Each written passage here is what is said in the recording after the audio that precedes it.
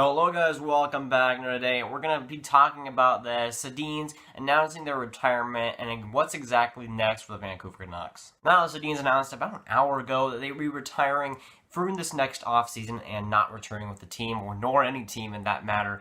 And that's unfortunate because, they had the terrible year this season, basically tank mode right now. And it's just sad to see the Sedins having such a great career, which we'll get into, but having this season be their last one is pretty sad. I wish they would go out on top. But of course, with that team, with this team, with the Vancouver Canucks right now, that's really not possible. Of 18 seasons in the NHL, more than 2,000 points combined from both of them. They're eligible for the 2021 Hall of Fame draft class, which of course I think they'll get into easily. They're probably the best Canucks of all time, both of them together. Maybe even the best Swedes of all time. You never know. That's a debate for another day. But they're definitely up there. I mean, both of them are just consistent. Both of them just are really just, the two of them are pretty much the same in together. That not their playing style, but just the points that they're getting and the career paths that they've taken. And pretty much we all know, even the Sedins knew that these were going to be their last seasons as the Vancouver Canucks and into the NHL. We all knew that these were going to be the last season that they were going to play,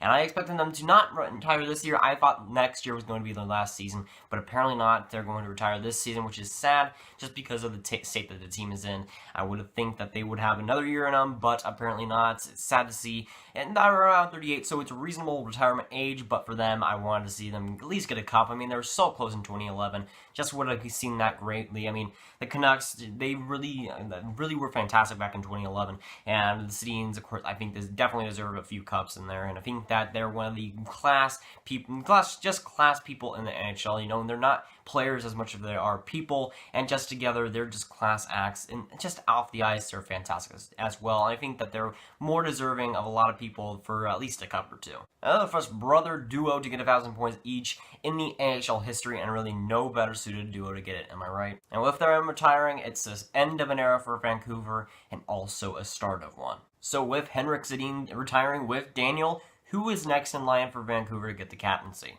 There might be an obvious answer, but they may not be. I mean, the obvious answer is Bo Horvat's, but maybe they don't give it to him. Maybe they give it to somebody like Edler. I mean, I'm just spitballing at this point, but maybe they don't give it to somebody who the Vancouver Canucks fans have been wanting for a long time, like Bo Horvat. Maybe they give it to someone out there. I mean, Vancouver Canucks have done that in the past. But obviously, my vote is on Bo Horvat. I mean, he's done fantastic for the franchise, and really, he was a steal late in the first round a few years back, and he's really been, I wouldn't say the face of the franchise, but now entering this new era for the Vancouver Canucks. I think he will be. I don't think he'll be as long as the captain as I think people will think he will be, but guys like Elias Pettersson, he might come up and be the next captain in a few years. But I think right now it's kind of like a bridge captaincy between Sedin and Pettersson. Possibly we'll have Horvat in that little slot. It makes sense, but it could also not happen. It could also be wacky. Of course, going into next season, there's a lot bigger of a hole there at center as well. Horvat is looking to be the first center, but maybe they have Elias Pettersson the second center. I mean, there's lots of options there, but they really are looking weak center-wise going into next season, and they don't have too much depth in that position, and also subtracting Henrik Sedin is going to take it a lot back. I mean, there's a lot of problems with the Vancouver Canucks, but now taking out the Sedin twins is going to make a lot more problems that they're going to have to fix in the offseason somehow, some way. Now, do the Vancouver Canucks have the system, just the prospect system to not replace the Sedins, but replace their production from at least this season? And there might be. I mean, Elias Pettersson could come up and play fantastic, and you never know what will happen there, but they also have a few options there. I mean, Demko was just starting for them in net a couple of days ago. They have the options, they have the farm system to make it a lot better next season, but of course, subtracting the Sedins is going to make things complicated. Will they get better? Will they get worse? It's going to be a big story going into next season. Without the Sedins, are they going to get better or are they going to get worse? With their farm system, they're going to have to rely on it. That's going to be a big thing going into next season. Will they be able to replace their production? And yes, even though the Sedins are aging and have aged and are now retired, I still think that they were valuable assets to the Vancouver Canucks. Of course, they didn't want to get rid of them, so they didn't do that. But still, I think those are two key pieces that are now gone for the Vancouver Canucks. And that's a big blow to a team that still is pretty garbage and could get even more garbage. And that's a big thing. They might go more to the tank, but let's say they get a guy like Dahlin, maybe they get second or third, maybe they get Svechnikov or Zadania. Next season, they have, I wouldn't say first-line winger, but an NHL player with that little pick there, and that could definitely help them.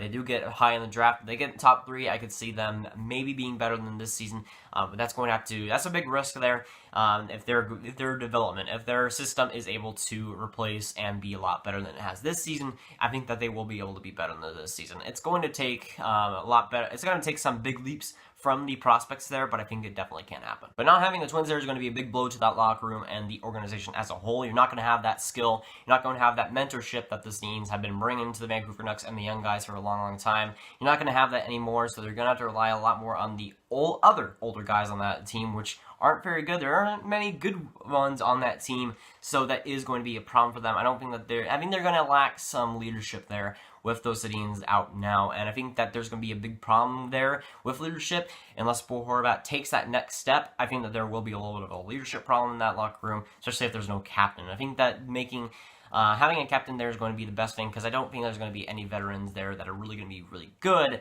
to really help those young guys, and that's going to be a big thing that I'm kind of worried about. But again, getting back on the topic of hand, just congratulations to the Sedins in general for just a phenomenal career. Probably the best Swedes of all time, and we'll go down for that for at least a little while. And it's just a phenomenal career for them. I mean, they've been going along for so many years and been just fantastic and consistent throughout their whole careers, that it's just sad to see the best duo in the NHL history just go out like this. And I hate for just legends in general to go out on a terrible season. I just love to see stories like legends and like just old guys that have been fantastic to go out with a bang, at least make the playoffs. But for the Sedins, you can't do that with Vancouver Canucks with the state of the team. And I wish that they would have had a better ending, but unfortunately, the Vancouver Canucks had to be rebuilding. At this time, it just sucks for them at least. But that's going to, guys. Like, subscribe, did not ring that bell, and tell me down below what you think of just the career in general of these two legends and how the Vancouver Canucks will be affected without their presence going into next season. I'll see you guys later. Goodbye.